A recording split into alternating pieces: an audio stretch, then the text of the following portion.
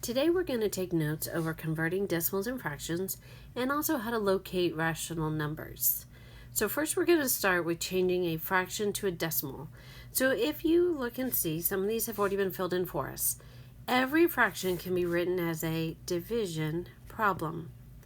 The numerator or top number goes inside the division house, and then the denominator or bottom number goes on the outside. Let me show you what that means. You can look right here and see 3/4. That is the same thing as 3 divided by 4. So when it is written, the 3 is put inside the house and the 4 is on the outside. A way to remember this is if we think of a fraction as a cowboy riding a horse. Is my nice little drawings right here. The cowboy is going to go inside the house and the horse is going to stay on the outside. So in this case, 3 is my cowboy, 4 is my horse. The 3 goes inside the house and the 4 stays outside. Now, as we've learned before, we add a decimal, we bring it up, we add zeros, we work out the division, and we can see that 3/4 is the same thing as 75 hundredths. So let's come down here and let's practice. We're going to take 1/4 and we're going to put it into a fraction house. Again, the cowboy goes in the house, the horse stays outside. Now, I can't do my division problem like this, so I need to add a decimal. If I put it there, I got to bring it up and put it up at the top. 4 cannot go into 1. So what we're going to do is we're going to add a 0 right here. And we're saying 4 into 10. Yes, 4 can go into 10 2 times. 2 times 4 is 8. I subtract and I get 2. I want to keep going with some zeros right now. 4 goes into 20 5 times. And now when I subtract, I have no remainders and I have my answer. 1/4 is the same as 25 hundredths.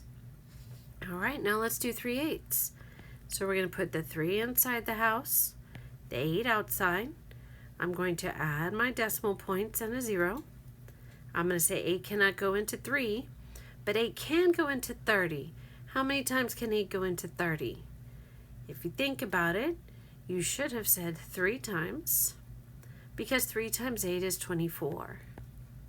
We subtract, and I get 6. Well, I want to keep going, so I add another 0. Bring it down. How many times can 8 go into 60? Well, I know 8 times 8 is 64. That's too much. So I'm going to do 8 times 7. And if you need to, use your multiplication chart. 8 times 7 is 56. I subtract. I get a 4. I'm going to add another 0. And I'm going to bring that down. I now have 8 into 40. Well, if you think about it, then you should know that it's 5 times. And now I can stop. Yes, I went 3 spaces after the decimal, and that is okay. So 3/8 is equivalent to 375 thousandths. Now, we can also take decimals and go backwards and make them into a fraction. So look at the example up here. The first thing it says to do is say it. I'm going to read this decimal right here. When I read it out loud, I say 5/10. 5/10. I can write that as a fraction. So they wrote 5/10. But now I want to simplify 5/10. I know that 5 can go into both 5 and 10. So I divide both by 5 and I'm left with 1/2. So 5/10 is the same as 1/2. Look down here at 15 hundredths. That means we put 15 over 100. I know that 5 can go into 15 and 100. I divide both by that and I get 3/20. So let's look at this last example down here. I have 75 hundredths. So again, I'm going to put 75 hundredths. Now I need to think about what can go into both of these. Well, I know if they end in a 5 or 0 that they could be divided by 5, and you could do that. We could keep going. I also could think about quarters. And I know that if I use some quarters, I can get to 75 cents, and I can also get to 100 cents or $1. Well, 1/4 is worth 25 cents, so I am going to divide both by 25. How many quarters does it take to get to 75 cents? 3. How many quarters does it take to get to 100? 4. So I know that 75 hundredths is the same thing as 3/4.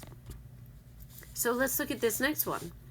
I'm going to read this out loud. First I say 375 thousandths. That's the last place it ends in. So now I write 375 thousandths. Again, I know 5 would work. I also know that I could do 25s again. I can do 375 divided by 25. So I'm going to go ahead and use that. When I do 375 divided by 25, I get 15. And when I do 1,000 divided by 25, I get 40. Now, if you look at that and think, wait, that can get smaller, you are correct. We can simplify even further. Now I know that I can use a 5. So I'm going to divide by 5 now. And I know 15 divided by 5 is 3. And 40 divided by 5 is 8. This now is as small as I can go. I have simplified it as far as I can. So 375 thousandths is the same as 3/8. Well, what do you know? We did that over here, and we got the same answer when it was asking us to check for 3/8. This takes some practice, but you just really need to be using your chart if you need to, and thinking about your facts in order to simplify as far as you can.